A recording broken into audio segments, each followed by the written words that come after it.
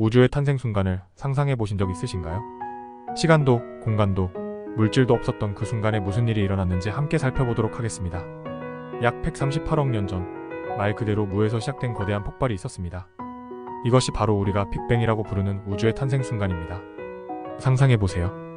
현재 원자 하나보다도 작은 크기의 공간에 우주의 모든 물질과 에너지가 압축되어 있었던 그 순간을 우주는 현재 원자 크기의 100경분의 1보다 더 작은 크기였으며 상상할 수 없을 정도로 고밀도, 고에너지 상태였습니다. 그 순간 시공간이 폭발적으로 팽창하기 시작했죠. 이 팽창은 상상할 수 없을 정도로 짧은 시간 동안 모든 물질과 에너지를 균일하게 확장시켰습니다.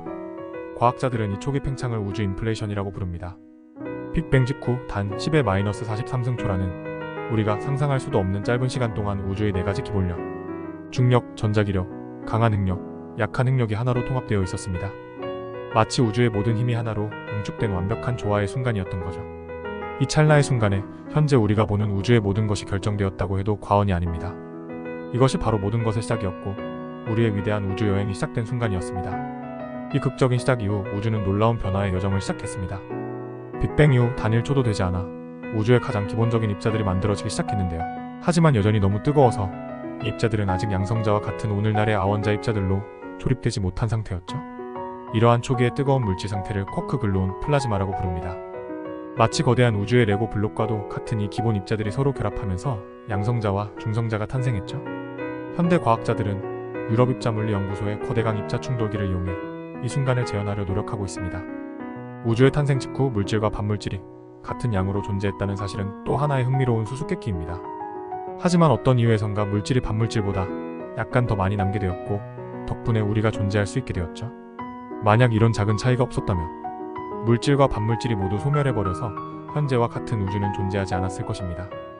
빅뱅 이후 3분이 지났을 때 우주에서 최초의 원자핵이 만들어졌는데 이때 생성된 것이 바로 수소와 헬륨이고 지금도 우주의 대부분은 이 2가지 원소로 이루어져 있습니다. 그런데 더 놀라운 것은 38만 년이 지난 후입니다. 이때까지 원자핵은 있었지만 우주는 너무 뜨거워서 전자들이 원자핵 주위에 안정적으로 자리 잡지 못했습니다. 우주의 물질은 전기를 띤 안개처럼 매우 밀도가 높은 상태였고 이로 인해 빛이 통과하기 어려웠죠. 우주의 온도가 약 3000켈빈까지 내려가면서 드디어 원자핵과 전자가 결합해 최초의 원자가 만들어졌습니다. 이때부터 빛이 자유롭게 움직일 수 있게 되었고 이 빛이 바로 우리가 현재 관측할 수 있는 우주 마이크로파 배경 복사입니다. 이것은 마치 우주에 태어난 순간을 찍은 사진과도 같습니다. 이런 변화들이 있고 난 후 우주는 약 1억 년 동안 암흑시대라고 불리는 시기를 겪었습니다. 이 시기에는 별도 없었고 은하도 없었죠. 그저 수소와 헬륨 가스가 우주 공간에 흩어져 있었을 뿐입니다. 하지만 중력이라는 보이지 않는 손이 이 가스들을 조금씩 모으기 시작했고 마침내 빅뱅 이후 약 1억 8천만 년이 지났을 때 우주 최초의 별이 탄생했습니다. 이 최초의 별들은 현재의 별들과는 비교도 할 수 없을 만큼 거대했습니다. 태양 질량의 수백 배에 달했다고 하니 그 크기가 상상이 안 됩니다. 이 거대한 별들은 짧은 생을 마감하며 초신성 폭발을 일으켰고 이 과정에서 탄소, 산소, 철과 같은 무거운 원소들이 만들어져 우주 공간으로 퍼져나갔습니다. 그리고 이것이 새로운 별과 행성, 그리고 결국에는 생명체를 만드는 재료가 되었습니다. 현재 우리가 관측할 수 있는 우주에는 약 1000억 개의 은하가 있으며 각 은하에는 평균적으로 1000억 개의 별과 그와 비슷한 수의 행성이 있다고 추정됩니다. 놀라운 점은 우리가 보고 측정할 수 있는 물질은 우주 전체 구성의 단 4.5%에 불과하다는 것입니다. 나머지는 암흑물질과 암흑에너지로 이루어져 있는데 이들의 정체는 아직도 과학계의 미스터리로 남아있습니다. 현재 우주는 계속해서 팽창하고 있으며 그 속도는 점점 빨라지고 있습니다. 이는 암흑에너지의 영향으로 추정되고 있죠. 우주의 미래에 대해서는 여러 가지 가설이 있습니다.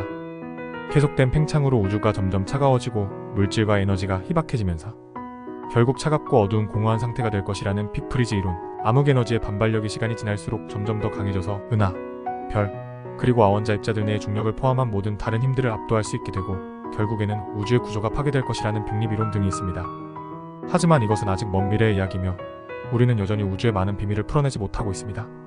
특히 다중우주론이라는 흥미로운 가설도 있는데 이는 우리가 살고 있는 우주 외에도 무한히 많은 다른 우주들이 존재할 수 있다는 이론으로 아직 초기 단계의 이론이지만 2가지 중요한 이론적 발견에 기반합니다. 하나는 인플레이션이 한번 일어났다면 계속해서 반복될 수 있다는 것이고 다른 하나는 각각의 우주가 서로 다른 물리적 법칙과 특성을 가질 수 있다는 것입니다. 이 이론은 빅뱅 이전에 무엇이 있었는지 그리고 왜 우리 우주의 물리법칙이 지금과 같은지에 대한 새로운 답을 제시하고 있습니다. 이처럼 우주의 역사는 놀랍고 신비로운 이야기로 가득 차 있습니다. 우리는 이제 겨우 그 이야기 일부를 이해하기 시작했을 뿐이며 앞으로도 계속해서 새로운 발견과 통찰이 이어질 것입니다.